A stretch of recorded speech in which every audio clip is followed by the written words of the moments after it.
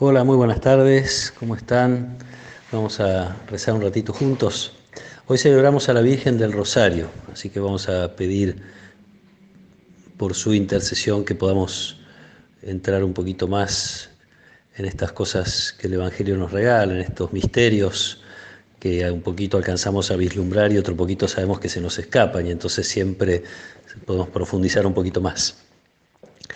Hoy vamos a leer un pasaje conocido, está en el capítulo 11 de San Lucas y dice así: Un día Jesús estaba orando en cierto lugar y cuando terminó, uno de sus discípulos le dijo: Señor, enséñanos a orar, así como Juan enseñó a sus discípulos.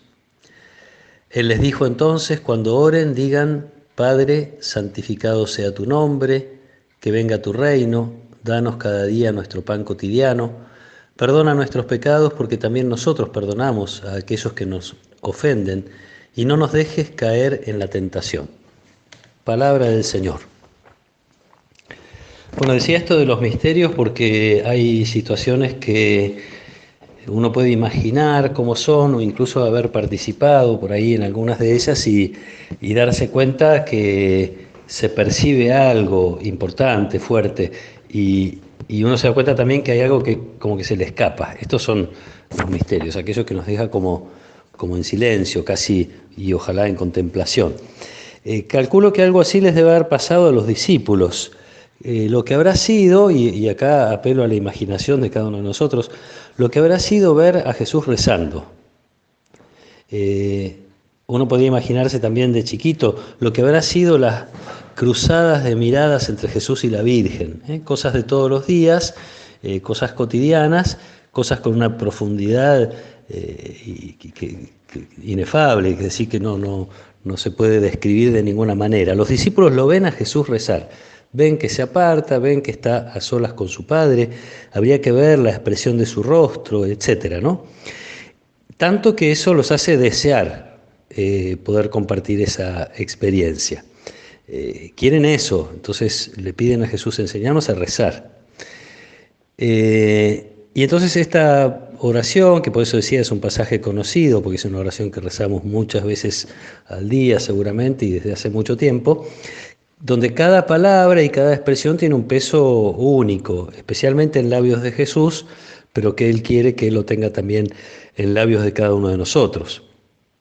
Empezando por la invitación a llamarlo Padre a Dios, que en algunos lugares del Antiguo Testamento hay alguna expresión de este tipo, pero nunca con la familiaridad con la que Jesús se dirigía a su Padre, con esa expresión familiar Abba, del chiquito que empieza a hablar.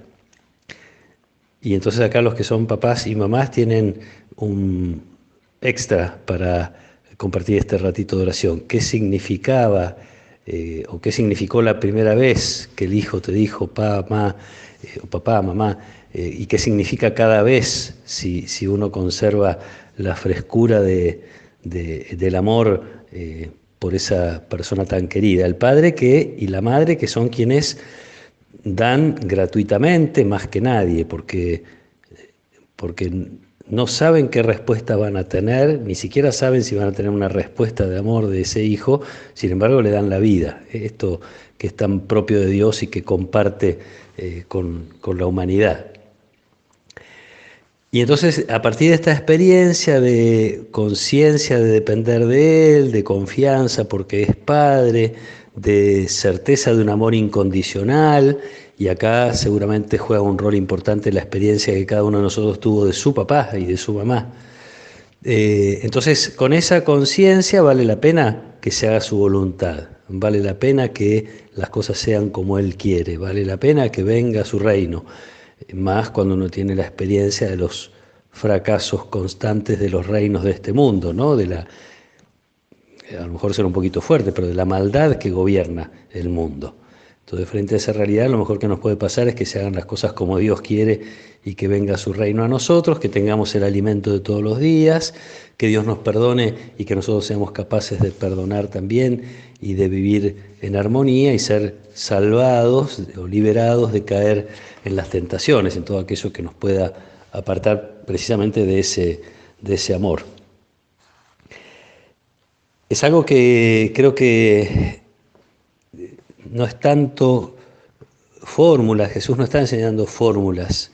Y acá me detengo un poquito, porque a veces hay personas que creen o piden para determinada situación cuál es la manera de rezar, qué es lo que tengo que hacer, o qué tipo de gesto tengo que ofrecerle a Dios, como si la cosa exterior modificara, si prendí una vela o no la prendí, si fui a tal lugar o no fui, si dije 3 veces una oración o la dije una vez, todas cosas muy humanas que se distancian un poquito de esto que Jesús nos está enseñando.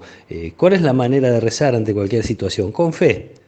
¿Cuál es la manera de rezar ante cualquier problema? Con la certeza de que Dios es mi Padre, mi papá, y que le puedo pedir confiadamente, y que trato de abrir el corazón a ver cuál es su voluntad y cómo hacer que su reino se haga presente en mi vida. En ese sentido, si Jesús como ser humano hizo un camino de crecimiento, uno podría decir, la madurez de la oración de Jesús es el huerto de los olivos.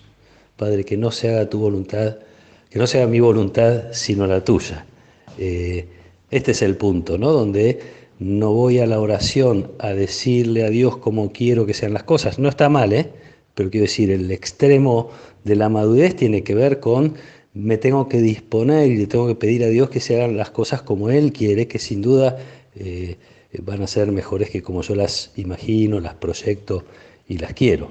En todo caso, disponerme a hacer ese camino confiado de la mano de Él, que es mi Padre.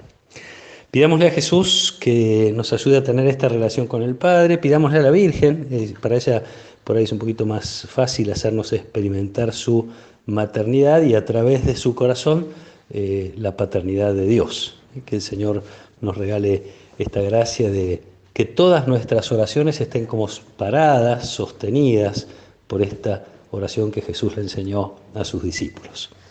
Que el Señor los acompañe en esta tarde, los proteja y los bendiga. En el nombre del Padre, y del Hijo, y del Espíritu Santo. Amén.